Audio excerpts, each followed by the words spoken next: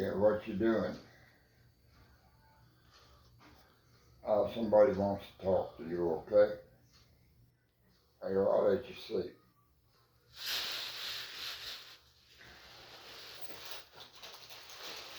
How in the world are you doing? Well, that's good. I come up here and see your brother from time to time. This is Bobby Jackson's boy, Dennis. I come up here and visit him and give him a few little knickknacks every now and then. Because I've been, in bedridden before or be in trouble before. And it means a lot for somebody to come and visit you and just say hello and maybe give you a little extra this or a little extra that. Are you doing all right? Are you? Well, it's been a long time since I've talked to you. Do you by chance remember me? You don't remember me. Do you remember my father, James Robert Jackson, Bobby?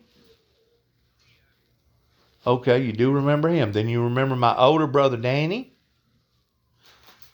the one that had the red hair? Okay, how about the other brother that got killed on a motorcycle wreck in 1976 by running into a motorcycle there in Cydonia? You didn't know him very well. Okay, well, if you didn't know him very well, you probably sure enough didn't know me, did you? I got you. Um, you remember Bill Ramsey? I know you do. Linda had a brother that lived down there in Memphis. Do you ever talk to him, Glenn? You don't ever talk? Really? Wow. Well, dadgummit. I'm glad to hear from you. Glad to talk to you. It's been so daggum long. I have talked to you one time before on the telephone whenever y'all had lived up there in East Tennessee. How long y'all been up there now? About 20 years? Yeah, 18. And you're up there. How close are you to Dollywood? 40 miles from Dollywood. You're up there in a, yeah, you're 30, 40 miles. You're up there in a very pleasant time. I'm pretty sure your colors has already done come. Your fall colors. That's okay. Um, when's the last time you got to see your brother? Has it? Well, I come down here and talk to him from time to time. I'm gonna go ahead and hand the phone back over to him. That way, if he's got anything to say to you, listen. I appreciate you letting me talk to you. Okay. Okay. Bye. Yeah. Yeah, what's it? Yep. Yep.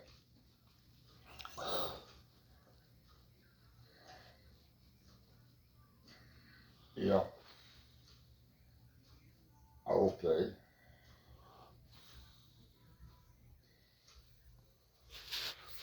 Okay. Well, yeah. Yeah, well, yeah. Well, just like what you said me before.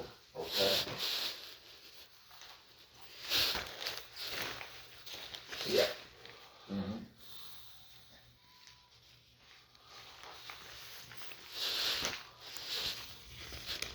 Yeah, I'm gonna be fine.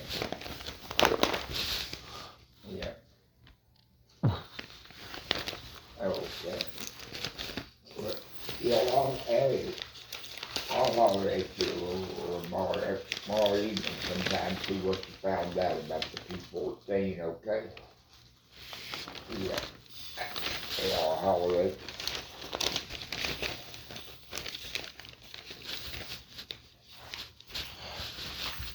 Yeah. Yeah. Do you need my serial number? Oh, okay, I didn't know it did. Yeah.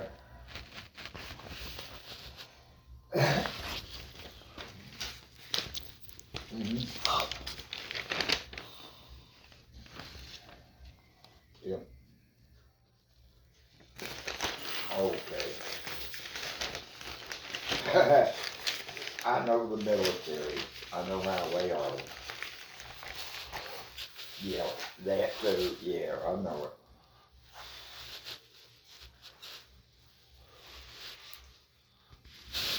Yeah, well, I'll call you tomorrow afternoon and see about it, okay? Yeah, I'll see it. Okay, bye. Yeah. That's the government for you.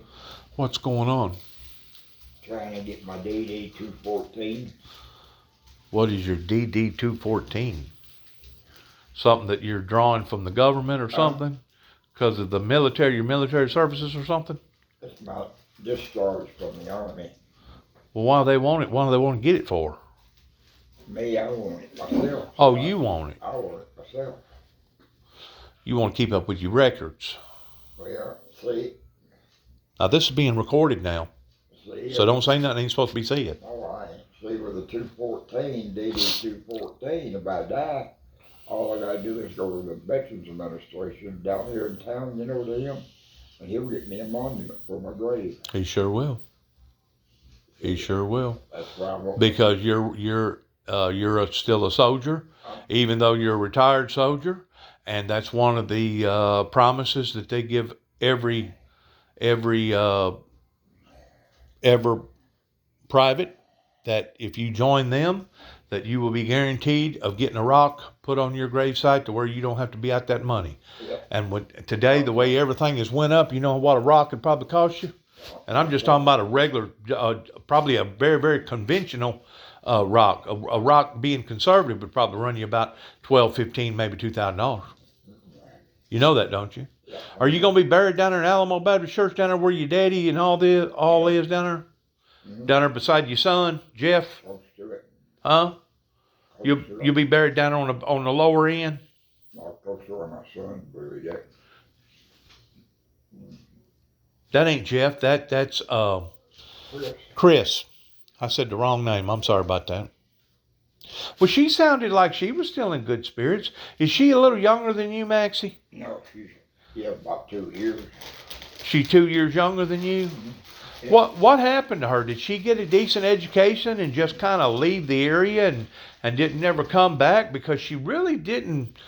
I don't remember her coming to any homecomings down there in Alamo Baptist Church or big shindigs that Miss Aldale used to always have. I don't remember her ever showing up to none of those things. She lived in Memphis She got out of high school in 65 and then went to Memphis and been down there ever since. Well, what was she doing?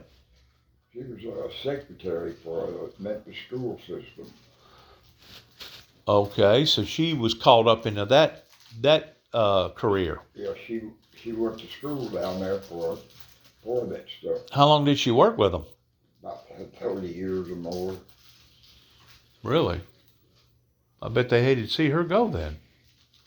See, she went to school down there called Memphis School of Commerce, okay? Memphis School of Commerce. Yep. Never heard of it. You know why she went to school there? Probably because she was following the money. Commerce has got something to do with money, don't it? Memphis School, no, it's a business school, so it was. They taught you to type and everything else. Okay. You know why she went there? Uh-uh. Our uncle run the place, owned the place. Who was he? Lord Wellington. You've told me that before. Now, Glenn, that would be Moselle's son, which would be Linda's brother. Yep. He went down there, and what was he involved in down there for years and years? Memphis? Yeah, wasn't he didn't he have something to do with working on airplanes or something? No, what it was, he graduated high school and went to college. He went to the University of Alabama 4 years. Well, I wouldn't tell nobody. And why? Just going, I'm just joking. He come out of there as an inhalation therapist, giving breathing treatments and everything. Uh-huh. And he worked for the VA doing that. He did. Yeah, that's what he done. Good for him. So he worked hands-on with the privates then, didn't he? Yeah. Towards helping the veterans out. Yeah, he got, I imagine, that they give you good retirement, so he went with them for about 35 years. Really? He was with them that long? Hmm? He was with them that long? Oh, yeah. Now, was she born up in Chicago? Who? Your sister? No, she born in Martin. She was. Hmm. You was the one born in Chicago, right? No, I was born in Martin, too. Born in the old hospital there at Martin. The old one. Yeah. Over there in behind where Napa is now. Somewhere, I don't know. On the other side of the railroad tracks. Yeah. He was born then. Remember what doctor you had? Of course, I know you didn't remember. Bart Bletchley, no, whatever his name was. Because, a lot of them people that went to college back then and they got an education and they become whatever that they become in Martin, they was actually part of the people that put in a big interest towards that college over there and basically caused that college to turn out to what it is today because of people that made investments in that college. Because that doctor, those doctors that visited me in Norma, he died in a car wreck about 1955, 56. I remember that. That's sad. Hmm? I said, that's sad. And, yeah. Now, is that her first husband or second husband or third? First husband. Oh, really? She's been married all this long? Yeah. Good for her. And what did he do? Well, he worked in a bank down there in Memphis. He was a banker. He handled money. Well, he wasn't a teller or anything. He's one of the executives or something like that with him. Okay. He actually made the plans and made decisions. He was with them. Oh, Lord. 35, 40 years. Well, did Norma Jean, did she come to Miss Aldell's funeral? Do you remember that? Yeah, I know she did. She did do that? Yeah. That's probably the last time that I seen her, And, Maxie. Yep. You know what I'm saying? Because if I'm not mistaken, she didn't come down here during Chris's funeral, did she? Yeah. Did she? Yeah. But now, for some reason, I didn't. I don't know where I was in 1983. Maybe I was getting caught up in all that rigmarole that Bobby Jackson was trying to put on me towards me winding up going to Western State. But, there was a lot of stuff that happened to our family in 1983, and I feel like that me, you, and the whole family was under attack, Let's see. being targeted. I know she come down there for J.W.'s funeral. I know that much. Because her and Mom were here for it. They come up for it. And, Well, where's all his people at? Her husband. Down there in Memphis somewhere? yeah, they're all from around Memphis.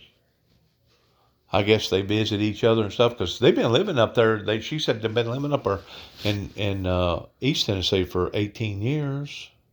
See, They must have really settled down a good place up there, huh? John, he's got a college education. See, he graduated high school, went to Memphis State down there for 4 years, and got this job, went to Union Planters Bank or something like that. I got you. I got you. And, but when he was in college, he joined the ROTC, military ROTC. Joined Navy ROTC, and when he got out of college there, he was in the Navy Reserve. And every year he had to take 2 weeks training, every year. Shoot, I know one time he was in Jacksonville, Florida for 2 weeks. So it was mandatory for him to stay in shape, wasn't it? Yeah. He had to stay in shape. If you had to do a 2 week leave like that towards keeping up with everybody, because you know good and well they'll work your tail off. He wasn't no NCO or nothing. He was an officer. Oh, he was? Yeah, captain or lieutenant commander or something like that. I got you. He was on up the totem pole then. And so he got 20 years in that. And He probably got what? He probably got $2,000 coming a month just off of that alone, don't he? Or more? I don't know. Plus his regular retirement. That and plus your Social Security, look what you get. Uh-huh. Between the both of them, I imagine they're set, don't you? Yeah. They done that hurting for times, I know that much. Right. And let's see, in January, we'll be in good shape. How's that? You know Social Security, don't you? Yeah. We get a raise in January. Well, they gave us a raise this past January. They gave us a raise this past January, too. We get one every January.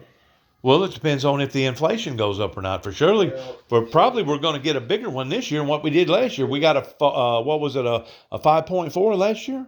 You know, see old Joe up there, that president, he screwed things up so bad for people, okay?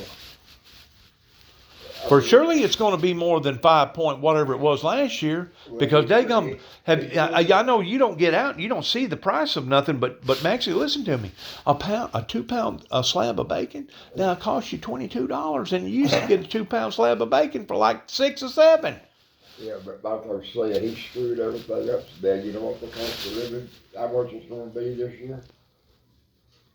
I think it's been averaging about 8.5% for the past 3 months. I know how much it is in dollars and cents.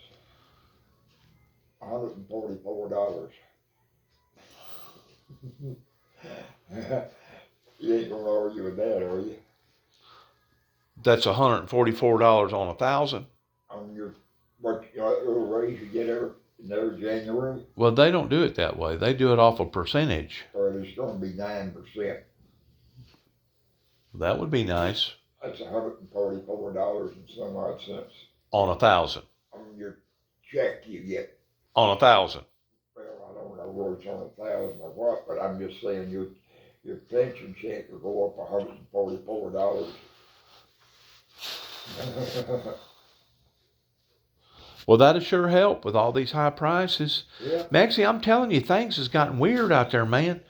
When's the last time how long you been in here? 2 years? No. About a year. Are you sure? Yeah. Well, I know this.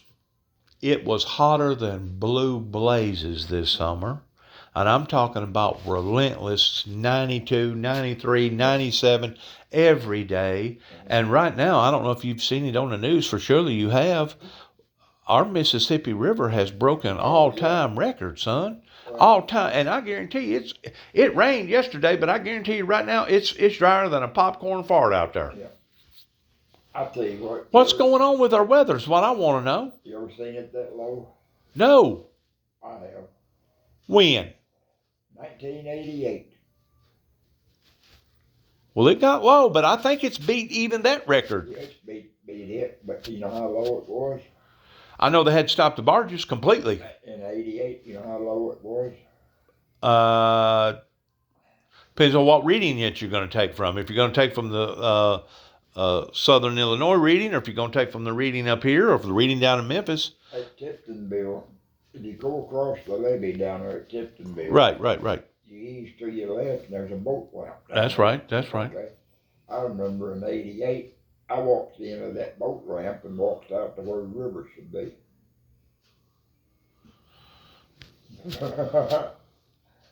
That would have been 88.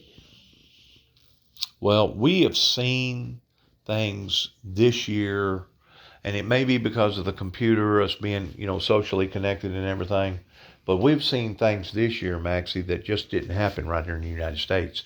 These phenomena are happening worldwide, and of course, you've probably seen the news about the Lake Mead, the Colorado River, that supplies all the water to the Hoover Dam. They're now on a tier 1, and they claim if they don't get some big winters, some big snows, that it's a possibility that they'll have to shut down the Hoover Dam, because the Hoover Dam will get so low that it won't be able to turn the turbines. Well, I don't know how much electricity that the Hoover Dam produces, but if I'm not mistaken, don't they produce the biggest part of all Las Vegas and a whole lot of California too? Yep. You realize what that's going to do to them folks if they're doing without electricity and it's in the hot summertime?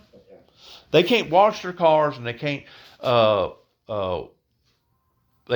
their cars and water their grass right now. But now the same thing is happening down in Mexico City. That's like 28 million people. It's one of the biggest incorporated areas, other than maybe Taiwan or something. But their water supply has went from this to this, and now they're on a tier 2. And you don't go no higher than a tier 3. Once you get to tier 3, it's basically emergency all the way. But now the Rhine River over in Germany, it got so low to where they was finding World War II battleships and stuff. And I don't know if they've gotten any rain over there, but over in China, their agriculture system absolutely burned up this year towards depletion of food. Also, it has gotten so hot in places in Africa that even the lions and the tigers and stuff like that can't survive it because it's done gotten so hot. But then again, there's been other areas that we've seen deluges, like over in Pakistan, that basically destroyed over 1 million structures and affected 12 to 14 million people. Well, every time this happens, do you know what it does, Maxie? Right. Do you know what it does? Right. It puts a strain on everything else as far as our resources. And as the resources getting strained, guess what else happens? Everything is based around supply and demand, and if you don't have the supply, guess what happens to it? It goes out the freaking roof. And if you'll add that on top of that crazy guy over there, poisonous Putin, that's blowing up everything and destroying grain and everything else, and if you'll add plus the COVID itself has caused disruption in the supply chain. You know that, don't you? COVID alone. So what I'm saying is this. You liable to go to the grocery store today and whatever you're looking for liable to be available. Yeah. Then again, it's liable not to be available. Or you liable to go to the grocery store today and it be this price, and go to the grocery store next week and it be this price. I mean, the stuff is really erratical right now towards how that it's going bizarre, just absolutely bizarre towards either the far left or the far left. And to me, this is my opinion about it. To me, the more erratical that the humans down here on the planet become, the more erratical that our forces of nature become. Because look at what happened last year over in Waverly, Tennessee. Got like 20 inches of rain in just a few hours that basically destroyed about a third of their town. Look at what happened in Kentucky this year. Dallas has gotten flooded this year with about 18 inches of rain. There was also a bad rainstorm hit over there in Jackson, Mississippi that contaminated their water system and costed millions and billions of dollars to straighten all that stuff out. So the point that I'm trying to make is this, Maxie. We are seeing so many irregularities that it ain't even funny. You better be glad that you're not out there right now, because it'd probably drive you off the freaking deep end. I'm serious. I remember back in 2010, I went down to Walnut Log, you know what that's. No, I've heard the name, but I don't picture where it is. You go down 22 towards, 22 goes towards Sanborn, you'll see a sign for a place for it. Turn off to your right there, it's 157 or something. Before you get to Sandburg. Oh, yeah. There's a lake back in there. Not the Real Foot Lake, but there's a spillway lake back there. You turn no spillway back there, but you turn back there to that. I've been back there before. And you get back there so far and you turn left. Yeah. There's a little community back there. It is. Church it is. I've been back in there.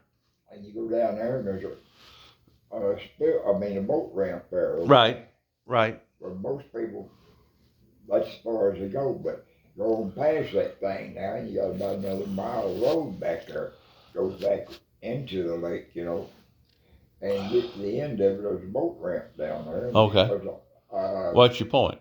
Boat ramp back there, and there's a... Water got so low you can't even get the boat in and out down there? It did in 2010, back in 2010, it was bone dry. Well, you know good and well it's that way now then. Yeah. But there's an observation deck back there you can walk up on and, Can you? yeah, on it and everything. I know they was finding some monuments up in the Rhine River that they found them, and I don't even think they know that it was there, made out of concrete. Somebody had put it in there in a certain spot, and it said on this monument, if you can read this monument, you are in trouble. Yeah. You are in trouble. So all this commerce that the Mississippi uses to travel up and down, now we're having to use alternative routes towards either putting it on rail or putting it on truck, which is going to cost more money because it requires more labor to do all that stuff. I've seen it now when you go down there to Tittendale, go back back to the river there, you got a parking lot back where you look at it. Mm-hmm. If you look it up north, or it looks like a dam, part of a dam out there. That's some kind of riprap they put in there to slow the current. Mm-hmm. Been there for 40 or 50 years, and it's usually you don't even see it. It's 5 foot. Well, there was some spot, I think it was down towards Memphis, but then again, it may have been up here towards Cairo, to where the people was walking out to the middle of the Mississippi River, and it was a big rock, a big freaking rock. And they said that hardly ever you ever seen this rock, but it was so dry you could actually walk up and touch it.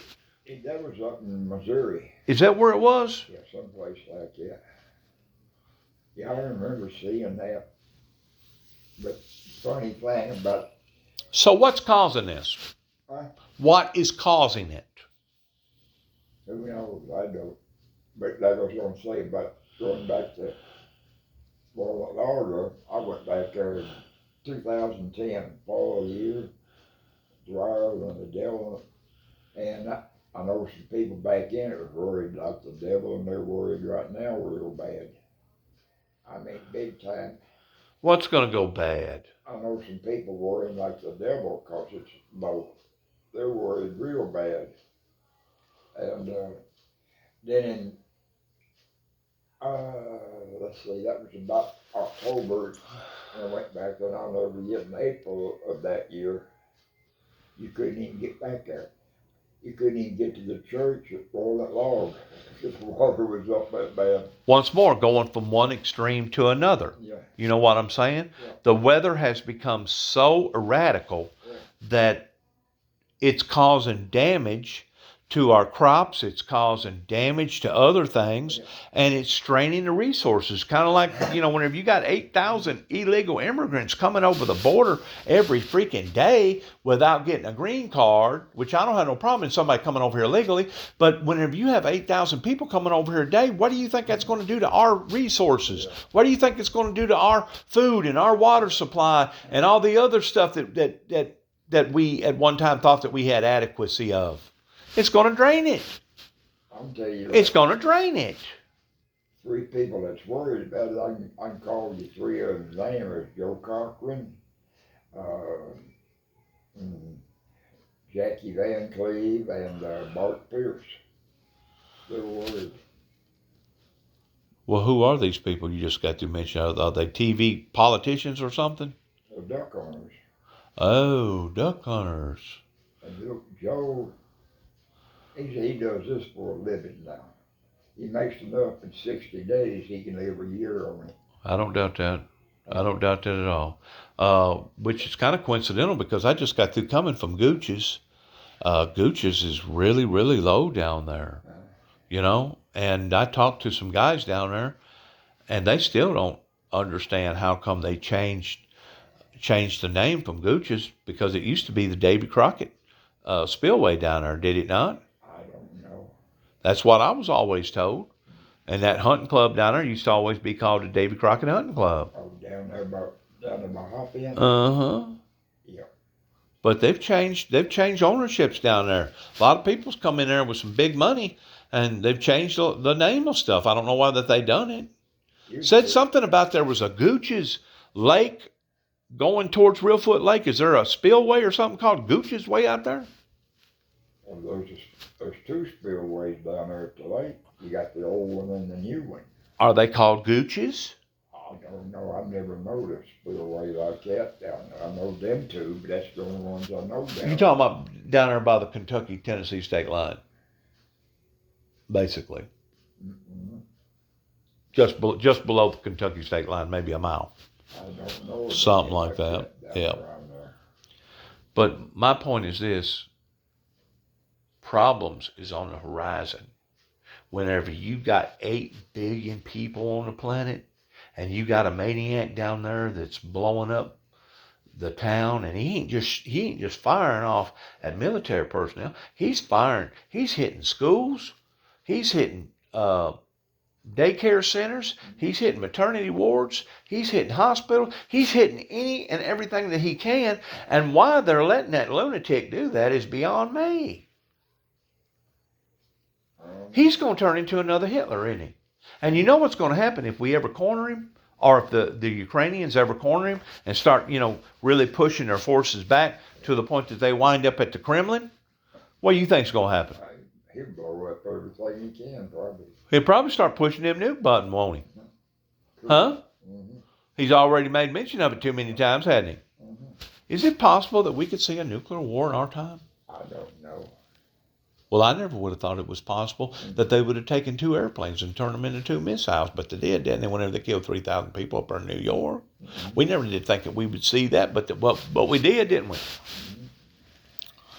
Things is very, very unpredictable right now.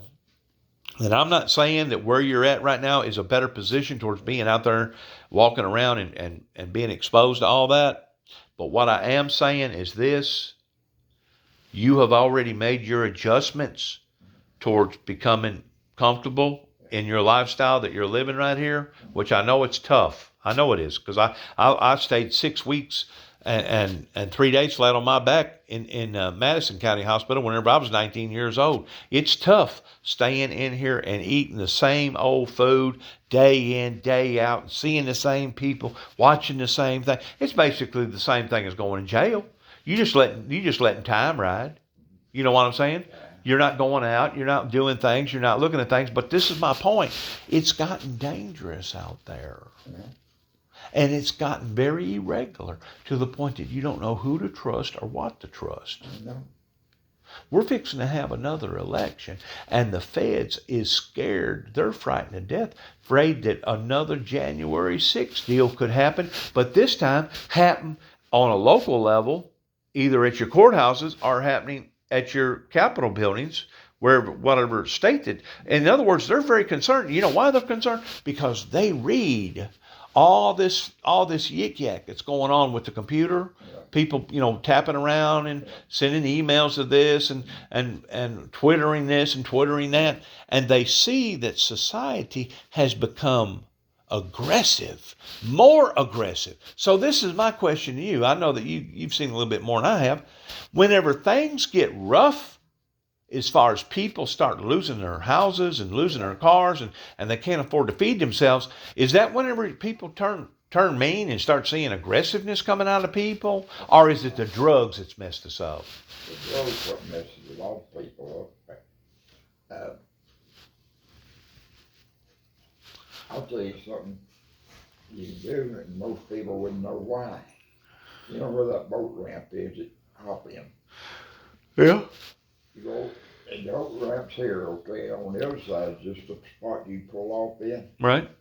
Go dig down, start digging down there and see what you come up with. What do you think I'd come up with? Shoe leather.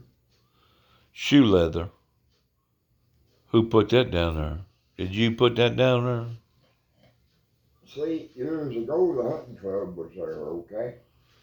And the river wasn't dug out or anything. The river wasn't, if you go at... That's whenever Grady Harden was living right there on the river running. Go out of Martin towards Fulton. Right. See how the river looks there. Okay. That's what it looked like at Hop In. Okay. And they had the duck hunting club there, okay? Well, it would get muddy and everything down there, and they was going to put gravel down there one time.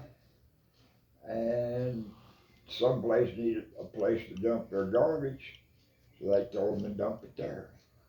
And there was Brown Shoe Company there in Kettering because they made shoes. Okay. And Brown Shoe Company dumped all that leather down there. And it's still there. If you dig down there. You don't think it's already done deteriorated? That was probably 10, 15, 20 years ago, Back Maxie. about 53, 52, 53. Oh, that long ago. For sure, the God, it's already done went rotten by now and done already turned back into. I figure you dig down deep enough, you'll find it though. Well, see, back then, that ditch there by it, and the one on the other side of the road there, they wasn't even there back 50. I remember Dad telling me a story about Jeff Jackson that he would go to he went to Missouri, if I'm not mistaken, to get supplies on a horse and buggy. And I guess they was coming over the Union City Bridge, and the bridge gave in. The horse and buggy fell into the water, fell into the Obion River. I don't know if you've ever heard the story or not, but anyways, he had to take his knife and drive all the way down like 25 feet just to be able to get to the reins to cut the reins on the horses so the horses wouldn't drown. No, I had never heard of that. Yeah. But back then, see, them ditches wasn't there, and the only reason they're there now is for one thing. Well, that levee has always been there going towards Kenton, hasn't it? Oh, well, not like it is now, it ain't. I remember when I was a kid, Daddy had a 49 Chevrolet two-ton. Have you ever seen the water get over the levee down there? Let me tell you what it was like then when I was just back in 49 or 50. Dad had a 49 Chevrolet two-ton truck. And they had running boards on them, okay? So he run across about 6 bridges when he went across there then on the old road through there. Oh, wooden bridges. Yeah. And that river bridge there was really hard. It's only one car at a time to go across it. But I remember going through there, going to Kenton at the time or two with Dad in that old truck. And you could look out, I looked out the door there, opened the door a little bit, and I couldn't even see the running boards in it. We'd be going through there from bridge to ridge. Really? And you couldn't even see the running boards from that old truck. I knew they built it up back in the 60s. That's whenever they rearranged that bridge and moved the bridge that's there now further north, Well, didn't they? Or south, I don't know. They moved it probably up 150, 200 feet one way or the other. But back then, there was old wooden bridges through there. Just one car could get on at a time, and you go off one bridge, and there was the old river was down there, and it's dry now. Who all do you remember down there? Do you remember Connie White? Yeah. You know, he used to have a little old store before you get to Sidonia on the left-hand side. Do you remember that little store right there? Right there in front of, what was it, in front of Bolener's? One of our aunts, I think it was... He had one there in Sidonia, where it was. No. Yeah, Connie White did. Not in Sidonia. Yeah, just did. this side of Sidonia is where he had a little store. No, he had one there in Sidonia. Used to be up the four-way, the crossroad right there. Right. Was he the one that had the big white building there at one time? It's a long building. Uh-huh. It sat on right on the road. Was it right beside Tonkin Elliott's building? Well, you know where Doug had that wreck at. Yeah. Go across, it was on the same side the building was where that Doug had the wreck, but you crossed the road there, and it was a building right there, a long building. That was Connie White's place. Okay, well, whenever he moved or tore it down or whatever, he opened up a smaller place down there where one of our aunts used to live. It was Kelmer's sister used to live right there. No, it wasn't. It was Ma. Ma Baker used to live across right there in an old shotgun shanty house. But Connie lived across from her in another shotgun shanty house. I don't remember him.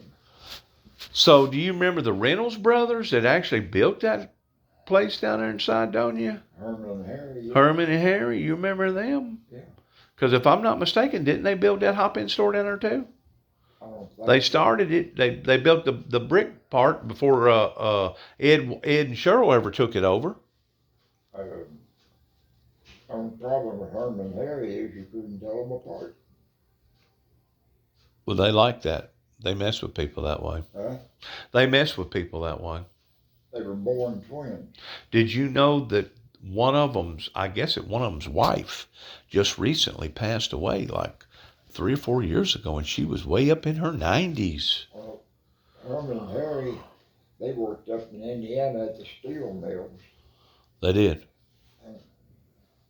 It was Harry, one of them could read good or had bad eyesight or something. Right. The other one didn't. So Reuben, he goes there and he hires in, gets him a job there. Really? So he takes his brother's identification and everything. Right.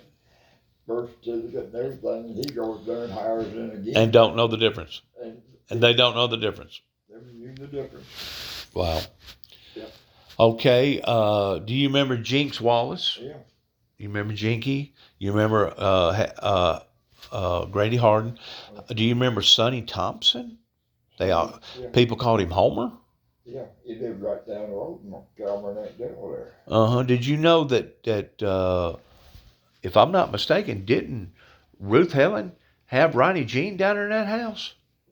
I don't know. Ronnie was born in 43. No, Ruth Helen had Jerry Madison in that house years ago. Well, I don't. Back whenever the Sidonia School was still going.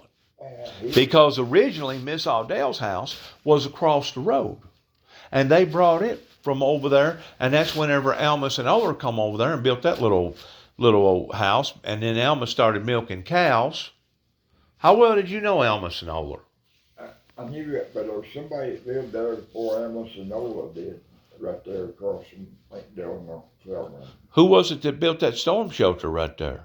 Oh, I don't know who built that. That was years ago. There was somebody else that lived across the road from them, right there where Amos and Ola lived before they did.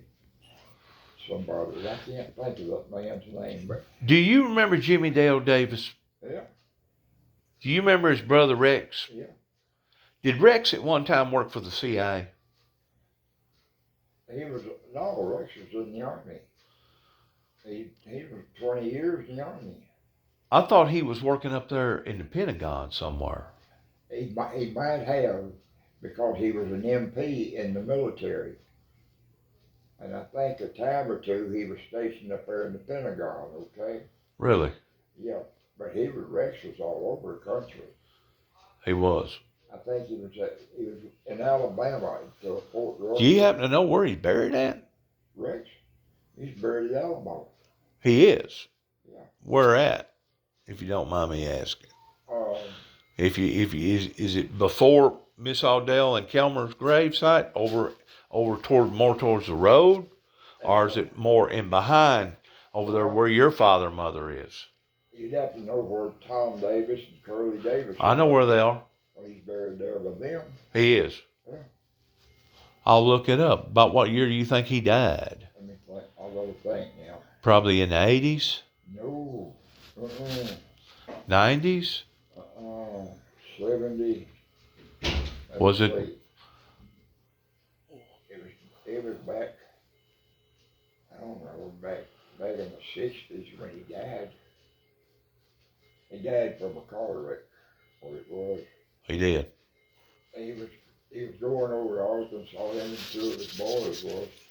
His mother and a woman backed out in front of him down there. Did you know the twin that died in a major accident up there in Chicago after he come back from the services?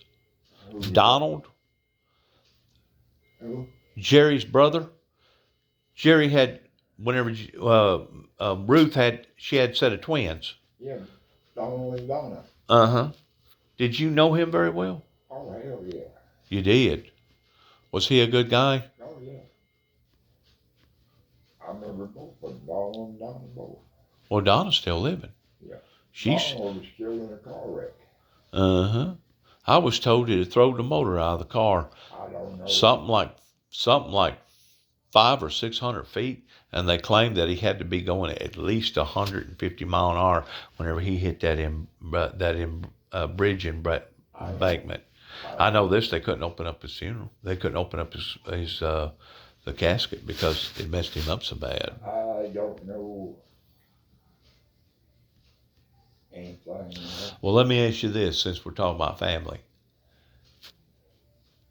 Before J.W. was married to Polly, which would have been his second wife, Yeah. did you by chance know his first wife? I can't remember her name. I don't think I ever met her. Well, he had a son by her called Marty. Oh, yeah, I remember Marty. You remember Marty? Now, Marty was, remember, Jay's wife. You remember the wife he was married to then, okay? That was her son by another wife, by her first marriage. That's who Marty was. Really? Yeah. So Marty really don't have no Jackson DNA then. No. He just become family by name. Yeah. I know this. He's living up in Montana or somewhere, way up in the northern range up there, either in Montana or somewhere, and he don't want to have nothing to do with Jim Boy or Tom Boy or Doran or none of them up there. He don't want to have nothing to do with none of them. He's around my age. He is. Uh-huh. Wonder why he didn't take a liking to the family. I don't know. Probably because of the way J.W. treated Polly. Because he'd beat her half to death up there in Chicago, is what I was told. I don't know. I used to see him all the time, when Jay and them would come out, to Round Lake, Right. I see him out there, Right. Didn't you tell me that Kelmer worked for Sears or something up there? Oh, it wasn't Sears. I used to know the name of that factory. It was over in Libertyville. Libertyville, what it was. That Klein Smith, I think it was, or something like that. He was a maintenance man or something. Yeah, that's where he got his mechanical engineering skills at, because he could just about work on anything at the time, couldn't he? And he drove that Oldsmobile all the time. Uh-huh. He bought that off a family there at Libertyville. Did you ever hang around him any? Huh? Uncle? Yeah. Yeah. You hung around Kelmer a little bit up in Chicago? No, he lived out at Round Lake. I know, but what I'm saying is, did you go out with him? Go to restaurants or anything with him? Did you? We used to go out there to Round Lake and have dinner and everything with him, but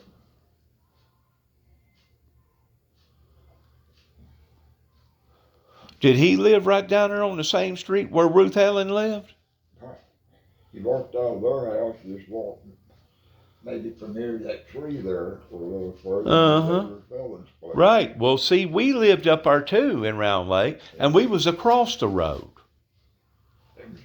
He lived right there. We lived across the road because you could literally walk back down the other section, back towards the lake, and you could be in the lake at probably 5 minutes. They used to have a restaurant and stuff right there where girls come out wearing skating roller skates. Yeah. It was called Skip In Restaurant. Do you by chance remember that? They had the big music playing out there and everything. But they lived out there, and Ruth Helen. She was married to a fella that ran a bar there, and he was with the mob up there, wasn't he? I don't know. The way I understand it, he was a mobster. I don't know, but he had money. Uh-huh. He was part of the mob up there. I don't know. The name of the place was the Roulette Wheel. That was the name of the bar there in Waukegan. I remember one time he was out at Round Lake. They come out to him and Ruth did. He had a brand new car. I bought a brand new Lincoln Continental 4-door convertible. Ah. Nice. Yeah. So he had to have some bucks back then, because you're talking back in the 40s, right? No, back about 60, 1, 2, somewhere around Okay. there. He'd go, when he went hunting, he'd go out to Montana or Wyoming. He had the bucks to pay for it, huh? Yeah. Is that where Ruth Helen basically picked up on her piano skills toward playing the big grand piano and working in the martini bars and stuff? Is that where she come up with all that stuff? Because she was an entertainer, you know. Yeah, and And I guess she done a halfway decent job. and I remember one time, Chuck was his name. He calving him some moose. He killed up in Montana. Really? I bet that was good, huh? Huh? Bet that was some good meat. It was really nice. Do you remember the guy's last name by chance? No, Because Jerry remembers him and he don't speak well of him at all. well, I know he was in World War II because he was in the Navy then. Well, Jerry didn't like him because I guess maybe the way he treated his mother, or maybe because of the way his mother turned out to be a drinker and stuff. I don't know, but I just know that Jerry didn't think too much of him. Ruth Ellen must have died in a car wreck, don't you? Seems like I heard something about that. She was working at a bar or something, playing the piano and singing. And it was on Saturday evening, or in the morning, I should say. She was coming off the whole of him there. You know how you make that loop to come out at? Yeah, You would loop. right? Oh, that car was tore all to pieces, man. You could look in there. Now, we done it. It was in the wintertime. We looked at it, and the blood was still frozen in the thing, in the floorboard. It was right there at Brown Lake. Did it cut her face up or something? No. Where'd she take on a lick at? Huh? Where did she get cut at to lose that kind of blood? And stuff coming in there or something, you know. Really? But like I said, I'm telling you, like I said, she was so. You remember Dad having that Jeep up there and he'd put that snow plow on it in the wintertime, make all kind of money up there? Yeah. He'd make all kind of money, wouldn't he? Uh-huh. And he was working for a volunteer fire department up there at one time. I didn't know that. Uh-huh. Up there at Round Lake. Oh. I guess, you know, with somebody having military skills, they'd probably look for people like that. No, I didn't know that. But I know he took that Jeep and plowed the garden up with it. Uh-huh. He done some different stuff, that's for sure, by utilizing different things to do different stuff with. Yep, I remember those good old days. I sure do. I remember he had a 59 Buick station wagon. Damn that thing. Did you know him whenever he had that Indian motorcycle? No, Dad did. That was back in the early 50s. Late 40s, early 50s. You know what that motorcycle would be worth today? No telling. Probably about $250,000, if not more. You Yeah. talk about a collector. That's a collector on top of a collector there. You don't ever remember that Buick station wagon he had when he come down here? No. I drove that damn thing for 250 miles one night. I mean, he had a bunch of other station wagons. One thing I want to tell you, you know that house that your father built right there where the old Lim store used to be? Yeah. That white brick house? Yeah. They went in, I don't know who bought it, but they've gone in and remodified that whole thing. I guess reworked the floors and everything in the thing. Spent about 2 or 3 months in there working on the thing. You know, it's kind of tough in working on a brick house. I mean, your brick is still going to be there. Yeah. But you, whenever you go in there to renovate it, you liable to have to take out floors and wall joists and everything else. I don't know. But somebody must have thought enough of the building that they're going to live in it for another 35, 40 years. You know what I'm saying? Because she's still standing just as pretty today as what she was whenever she was built. How much money did Leon spend on that house? Probably about $30,000. Something like that. You could build a house back then for a reasonable price, couldn't you? Mm-hmm. Seems like he was the one that bulldozed that store down, wasn't it? No, that store wasn't bulldozed. It was moved. They moved it. When people bought all that house and that land back there, they moved the old store way back there, and I think tore it down or something then. They moved the old. Well, now Leon run that store for a while. No, he run it for a little bit. And then somebody else run it for a little bit. No, Dad was the one that closed it. He was. Yeah. What, do you remember what year that was? It was around 67. It was the same year that we come back. Something like that. It was the same year that we moved down to Tennessee. I still remember the cash register. I remember the floor. Whenever you go through the old squeaking door, you know, it had a porch on it, and the floor was all up and down. You know what I'm saying? And whenever you'd walk, you'd hear squeaking, that wood squeaking and stuff. And I remember still looking at all the stuff on the sides and stuff. It was a heck of a daggum store. They said that he had a better business than what Sidonia and Hopin had at one time. Whenever Jeff was running it. Whenever Jeff was running it. But how did Jeff wind up working for being a judge, going around being like a duty-ator? How come he done that? Why did he do that? I don't know. I know who run the store most of the time that I can remember. Because all that stuff happened before you ever got to know him. Yeah, but But I'm sure you've heard stories about hangings that went on at that store. No, it wasn't none there. Yeah, it was. That's how they got the nickname Limb Store, because they hung so many people on the limbs. I don't know, but I never heard about it. And Dad used to tell us about a carcass that somebody hung down there on the river whenever he was just a young man. He said they left a carcass hanging by the rope until the carcass finally fell off the daggum rope. And plus, if you right there at the corner, right there going towards Alamo Church, they used to have a lot of hangings right there. Plus the old Simmons store, once you went down through Mud Creek, like going to Reeves, after you went over the bridge, the old Simmons store right there, they used to have hangings right there. There was some bad stuff went on back in the late 1800s and early 1900s around here. Now, Charlie Marcus on that store right there. That Simmons, the one that Simmons has had? Not one here, one Dad and them had, you know. Oh, he did? Yeah, because I don't know who's living there now, but he built a house right across from it, a block house. So I said, well, that's still there. Yeah. Hell, I remember that house was built about 1950.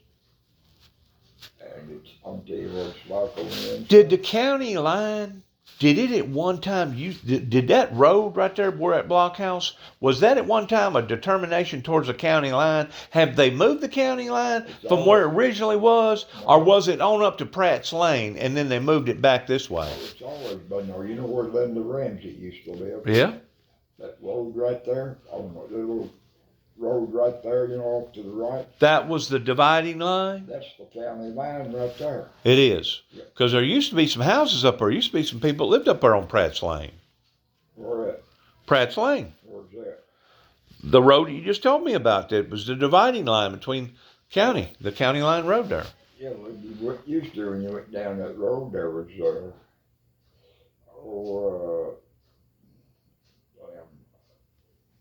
Simmons, my aunt and uncle lived back there. Uncle Kirk and Aunt Dizzy lived back there, and their house burnt.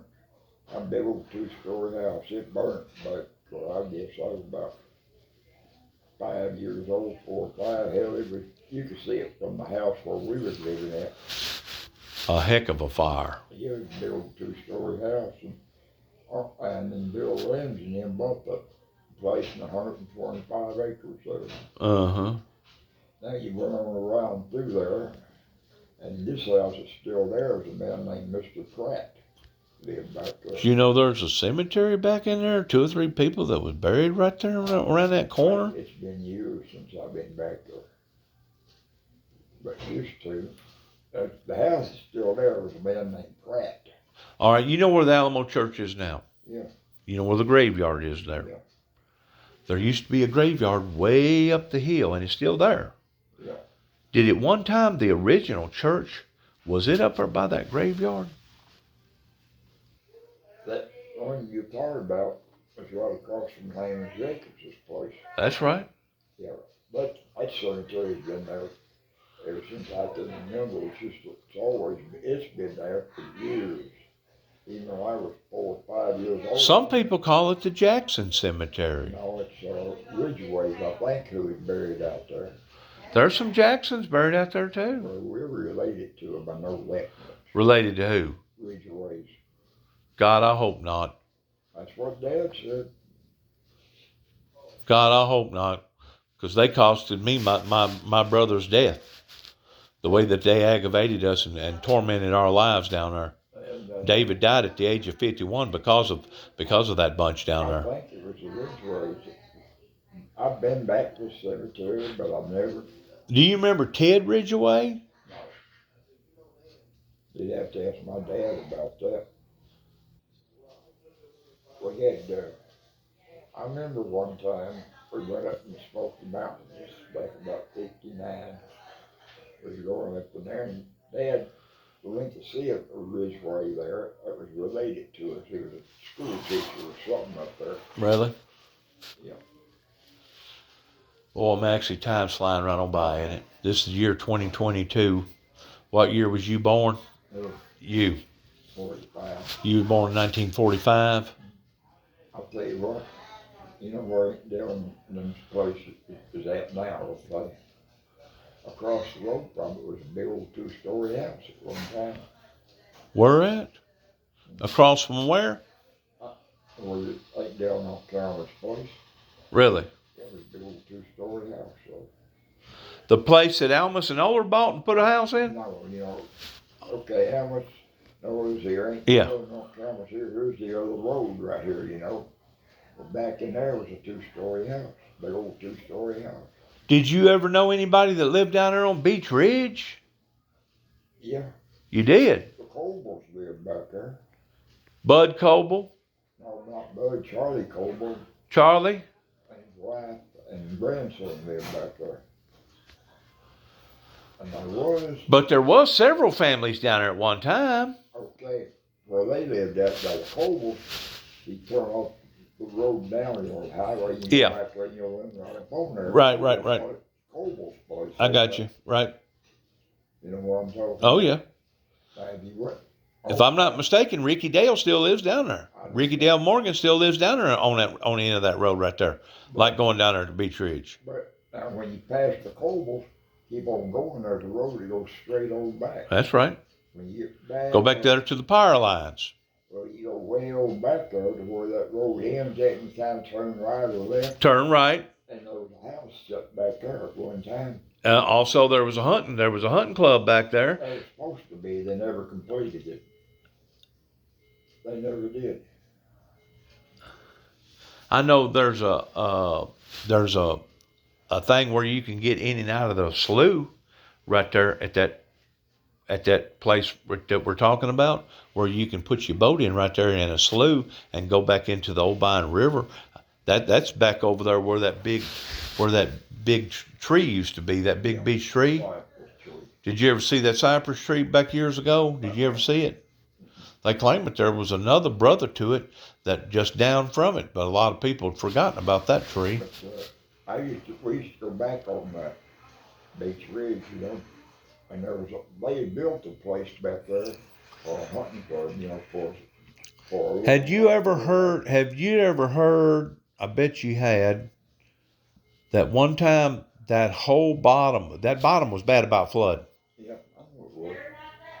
This was before they built all the levees and dug all the ditches and stuff and had the Oldbine River where it would flow out good now.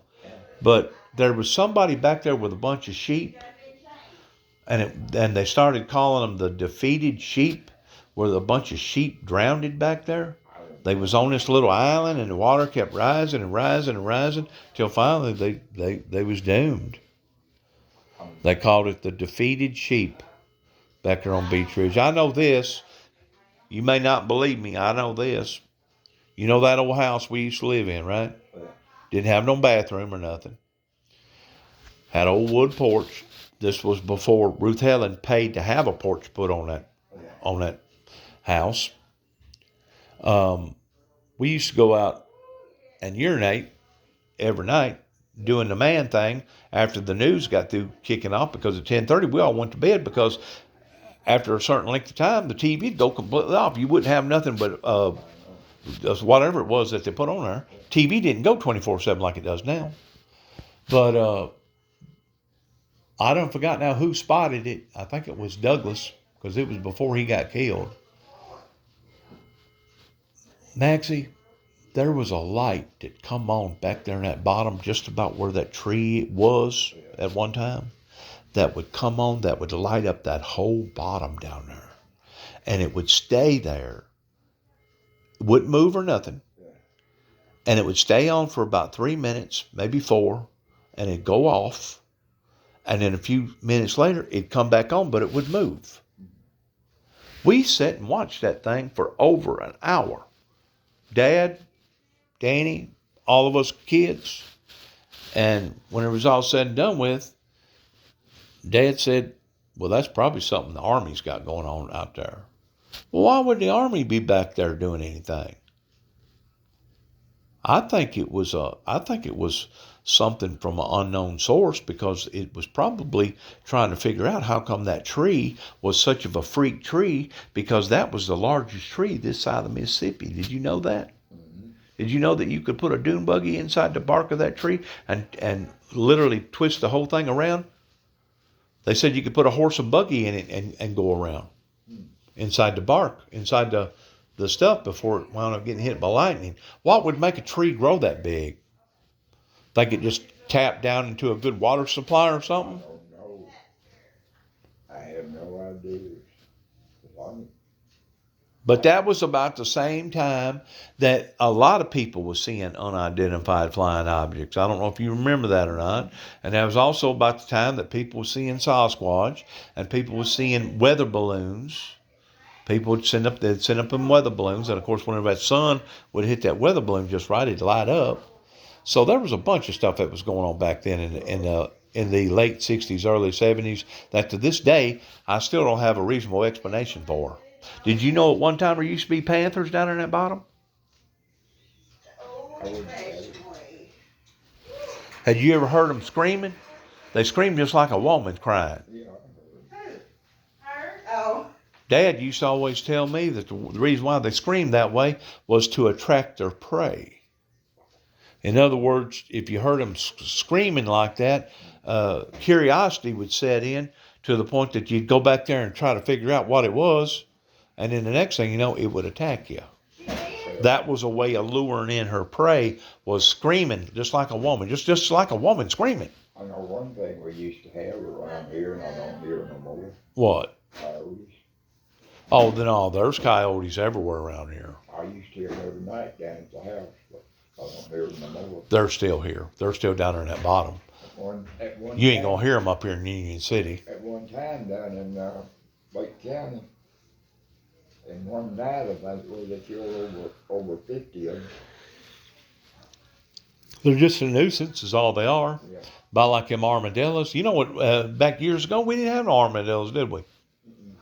Now the countryside's full of them. Yeah, I know.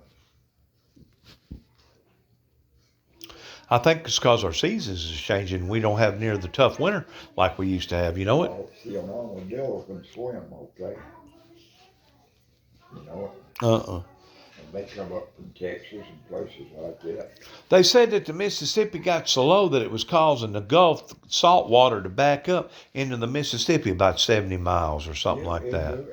And it was killing the fish, killing the freshline fish. Yeah, that's what they're afraid of now. Getting lower like that. Really? Well, our water's down everywhere. And what little bit of rain that we've gotten just within, we went for a spread for about 50 days without a drop of rain. Mm-hmm. But what little bit of rain that we've got hadn't been no adequate supply. Of course, you don't want a freaking deluge. You don't want it to come 20 inches of rain in 5 or 6 hours neither. I tell you what, in 37 they had a flood, okay? They did.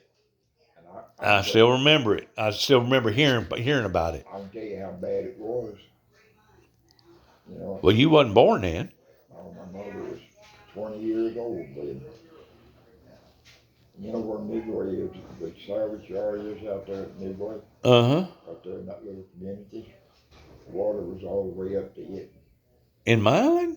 I know, and Midway, that, you know, where, Okay. you know, where the junkyard is. Really? And it was all the way up to there in 37.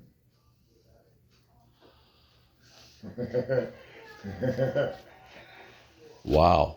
That's what my mother said back then. Of course, you know, in 72 we had a real bad wet year, and that's the year that they had to put a lot of those things, had to weld them, put them on them combines, just get in there and combine the beans. Well, yeah, We was still farming at that there time. were a lot of people when it got like that, you couldn't farm in the daytime, because it was so muddy and everything. They'd wait till about 1 o'clock in the morning and go out there to grab and be froze in, they could farm and everything. Uh-huh. And they Right, wait until the ground got froze where to hold the combines up. Yeah. Go through there and combine. Yeah, I was working out at the airport then. That was a good place to work. Was it? Airport machine. Was it? Did it one time that belong to the Army or something? Wasn't that an Army surplus thing or I something? was Army Air Corps base. That's what I thought. Because I remember when, oh hell, I remember about even 65, something like that, you go down through there. Go into the airport now. Well, you know what's there now, don't you? Yeah. I mean, they still got the hangars and stuff in there, but they've converted it all for that airport, and plus you got that golf thing right there. But you see, now there was only one way in when I was there, you remember. Hello. And, Your medicine. What's going on, young lady? Hey, how are you? Are you doing okay? Yeah, I'm doing all right. This is my cousin. Oh, okay. Okay, thank you. Has he welcome. been behaving? Oh yeah. Well, He good. don't give no problems. Well, good. Well, they got you some medication where you can sleep good at night. Stuff I take. But Sleeping pills or something. out there at the airport, at one time, it was about back, I'd say in the 50s, when you went into the airport, there was just one road in, you drove in there. Let me ask you about Mason Hall. What happened to Mason Hall? They said Mason Hall used to be incorporated. Not that I know of.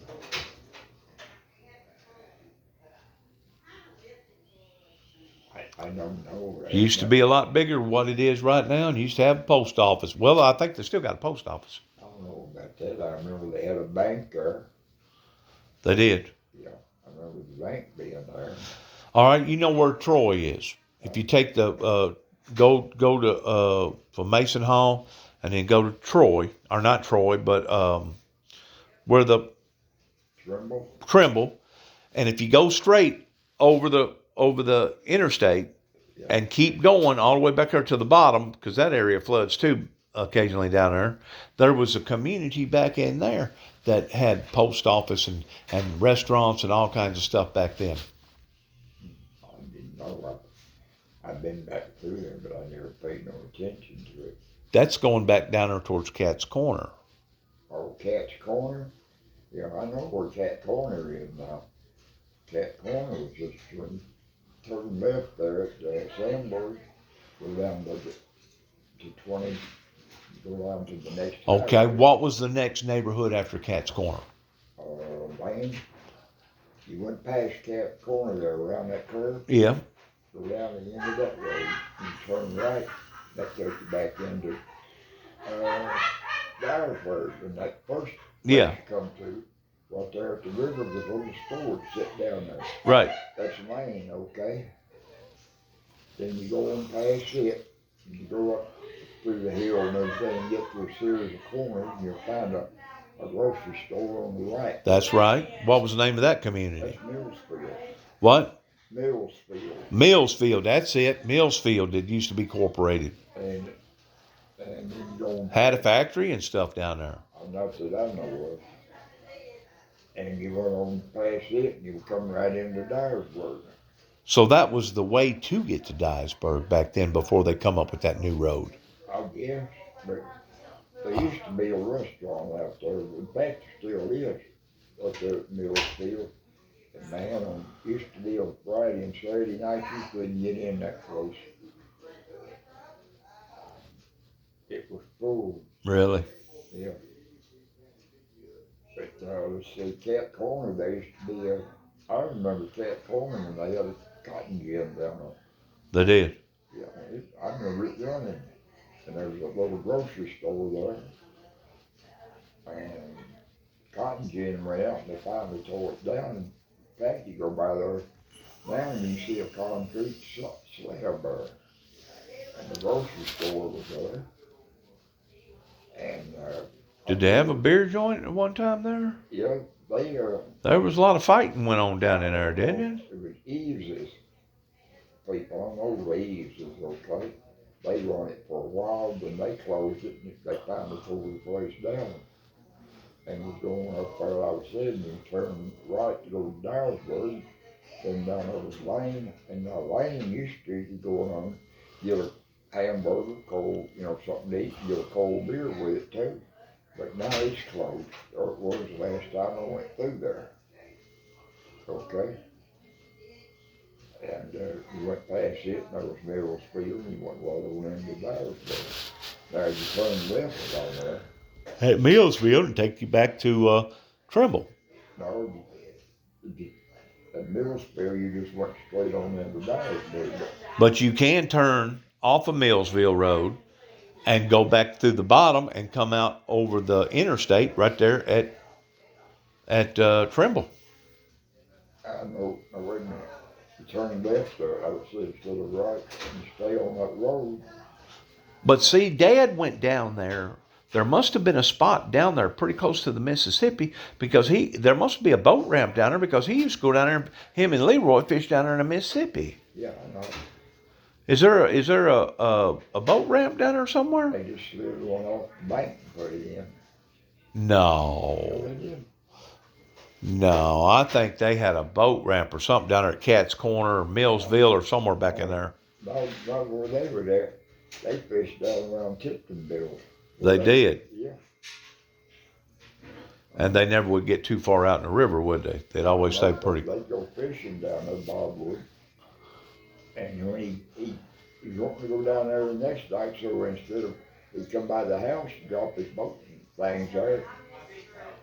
At Newbern, at your place. Yeah, go on out. That way you wouldn't have to drag it all back home. Yeah. And then come back and pick it up the next morning. Yeah. So you met Leroy. You knew Leroy. I met him, but then me and Bob run a trout line on right there at Tiptonville one time, and that's how he put the boat in, I think. Really? Yeah. Or did he put it in over there where that boat ramp you're talking about at Tiptonville? He might have put it in there, I can't remember. But I'm thinking that there was another place, probably over there at Ridgely maybe, where you can get into the river back in there. Get into the Mississippi. I don't know. You know where Ridgely is? Going towards Dyersburg. Yeah. Well, if you go in behind Ridgely, going towards the Mississippi River, Ridgely or Ripley? Ridgely, Yeah. in between Tiptonville and Dyersburg, Yeah. there must be a place you can get to the Mississippi River back in there. Tiptonville and Dyersburg, let's see. Ridgely. No, if you leave Tiptonville, you go into Dyersburg, because, oh, hell. And in fact, now, dude. There's Ridgely down there. Yeah, that's it. Ridgely, and going into Dyersburg. But you can turn off Ridgely, and you can go back. Let's see. You can either go back to the left at Ridgely and go back into Newbern. Yeah. Back over there where a tornado hit over there. At one time got a big cross over there. I think it killed about 30 or 40 people. Ridgely. Right below Ridgely, going towards Dyersburg, about halfway, there's a big cross down in there. I know if you turn left at Ridgely, you come out at, Newbern. oh, you turn left, you come out there at Gayshow. Where's that at? Oh, Gayshow is it comes out on the Bluff Road there. Like you're coming out of Sandburg, running along the Bluff Road. Yeah. You see, You must have done a lot of traveling back in your day whenever you was living down in there, huh? Just driving around, looking around. Yeah. Did you ever go down south of Dyersburg any and see some of all them houses back down in there on stilts? You don't remember going way down in there, like going towards Ridgely? Actually, it'd be past Ridgely. Ripley. I mean, not Ridgely, Ripley, down the halls. Go past Ripley and go into those bottoms down there by the Mississippi River, and you'll see houses that's got stilts on them 30 foot high. But you, if you turn right there originally, you went back towards you go back to the river that way, go back, go to the end of that road, you make a right, or the end of that road, make a right, then a left, and you get to the next road, make a left. How about your son Jeff? Have you heard anything from him? If something winds up happening to you, is there any way that you can get a hold of him? But He ain't tried to make no contact with you? no, but now you get down there, come out of Tiptonville, go through Ridgely, and you turn right, go back. But there's a sign there for it. So Did Tiptonville, was it a hopping place at one time? One time. Really? Back in the early 1900s? All right. Or after World War II or something? Yeah. It was hopping at one time? Yeah, there's bars all over the place. But now I don't think they got none in Tiptonville. I was told that it was mean at one time. Was it? Yeah. But that now. Well, it got a bunch of meth makers down there, a bunch of drug addicts. But, Of course, it's right up the road from where they built that new prison, that state prison. That state prison from Tiptonville probably ain't 3 miles, is it? something like that. And of course, once you get to that prison, if you keep going, you're basically already in Kentucky right there, ain't you? Almost. And you can go to the back way and get to Hickman. Yeah. Have you ever went the back way and get to Hickman Yeah. without going all the way up to Pope? Yeah. You can turn off. You know how to get to Gray's Camp? No. On, Where's that at? Graves Camp. it's on Real Foot Lake. Yes, I know where that is. Gray's Yeah. Camp. All right, the place that I'm talking about, in behind that prison, like going towards Kentucky, they had a skirmish over there, and they've got a big monument over there towards how many men died. Yeah, I know. There was a skirmish right there at one time. Civil War. Civil War Yeah, skirmish. I know. I don't know, 20, 30 men died right I there. don't know. But there's a big monument right there. Uh, And there's also a grain augury thing right there, off of the Mississippi right there, where they bring in grain and take out grain right there. I remember Gray's Camp. You go to Tiptonville, and you turn right there, red light. You go out of town there, and that road will turn right, you know.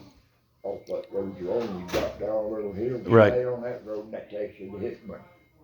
Okay, you go up through the Gray's Camp and be there. You know, at one time Hickman used to be a hopping place. I know. I'm talking about Hickman used to be hopping and bopping and going. You know what I'm saying? But so did Kenton. All these places has died. You know why? Because all our work, all our labor left, and all our work went to Japan and Mexico and Tijuana and all them other places. You know what I'm saying? And now kids, whenever they grow up, they don't have nothing to do other than to do drugs and to have sex with one another and do mischievous things. You know what I'm saying? I remember. No wonder our country has turned sour. It's because the politicians allowed for it to turn this way. You know what I'm saying? Yeah. That one time, down at Gray's Camp, right there by it, there was it was a resort, like a larger place the state built back there, state park, and a motel back there, and everything sitting out over the water and Yeah. everything. Yeah. And they used to have pretty good food there. You know, the Blue Bank come within probably about 200 feet, which isn't that far. Yeah. 200 feet is basically 2 mobile homes. Yeah. You know what I'm saying? Long mobile homes. it come within about 200 or 300 feet of getting totally demolished whenever that tornado come through. But I remember one time, me and Bob went back there to our grave stamp, we was fishing. We got hungry, and we rode up there to that inn they had built back there, you know. They had a restaurant there. Me and him went out to dinner that day. Tied the boat up there, went in. Everything back there now is a concrete slab where the motel sit at. And I went there to eat, then I went there for A lot of things has changed, Maxie, just within the past 25 or 30 years, all over America. Some places is still doing all right, but you know, the crime is so bad. Up in Chicago, Tyson is threatening to pull their factories out and all their workers up there because they said that it ain't right for their employees to have to endanger their lives just to get to work. And if I'm not mistaken, there's a ball team up there. And somebody's threatening to take the ball team out of there. And Mayor Daley up there is raising 19 kinds of you-know-what, because they make a lot of money off them ball games. the mayor up there now is She's top-notch. no mayor. She's top-notch, man. You don't want to mess with her. You know that woman up there? Yeah. Oh, I can't. Lori Lightfoot or something. Lightfoot. Yeah. Well, she don't know what she's doing anyways. She's got the city in such a mess it ain't funny. The city's gotten so bad, Maxie, you almost got to go in there with a AK-47 just to survive. It's like Baghdad now. Well, that's on the south side. That's all over Chicago. It's just the worser part in the south side. I had to get up on the far north, it'd be all right. Well, you got to go plumb up there where the lakes are, where the rich people are. Well, But even then, you're subject to somebody coming out of the city and robbing you or killing you. or you get up about. Up there in Antioch County. Or you get up there in the city, get Up around where the O'Hara Field is. Get up about 400 north, you'd be all right. No. Yeah, you would. I know that city. You're still 2 miles south of the O'Hara. O'Hara. At 400 north. 4000 north. 4000 north. Because it's You still 2 miles from the O'Hara. I'm trying to think how far it is to Evanston. Let's see. I'll see. No, you're further than that. You're more like freaking 7 miles from the O'Hara. Almost 10 right there. You can't tell me that 400 is going to be safe. 4000 north, and it's 72. It's about 7600 to Howard Street. So that's just 36 blocks. The Howard Street. The Howard Street's a dividing line. If you cross Howard Street, you're in Evanston. You're no longer in Cook County. Huh? You're no longer in Oh, Cook. yeah, you're in Cook County. You're still in Cook County right there? Yeah. You got to go further on up, no, further up past the O'Hara to get over to Antioch County, don't you? No, Antioch, where y'all live? Antioch County. Oh, shoot. Antioch County is that last county right before it's touching the water's edge, and right before you go up into Wisconsin. Yeah, it's above that. But see, this is, oh my God, like I went to work, I'd go to work at 2 in the morning, and I'd go out through Des Plaines, you know, like that. Well, it's a different world now, Maxie. And, I promise you, it's a different world. There ain't no problem out there with them in Des Plaines. It's scary now getting on the subway, getting on the rail down there, and going down there by the loop. It's a scary place now. I wouldn't go down there, but I wouldn't mind going back up to where we lived when we moved. Up on Tui Avenue, that's Tui Avenue, you'll see. Devon, 68, 472, yep. 72. Well, you think it's right for Tyson to want to pull out of there? If they want to. Boy, going down on this, all the way, you know. Eating? Them hot dogs and pizzas and Italian food. Oh, I could be hungry at night, see around here where you ever go at 3 o'clock in the morning and get a bite to eat. Right. Boy, at 3 o'clock in the Well, morning. what do you miss the most about up there? Like I said, I'd be going home nights, and there was this place over on Devon and Clark.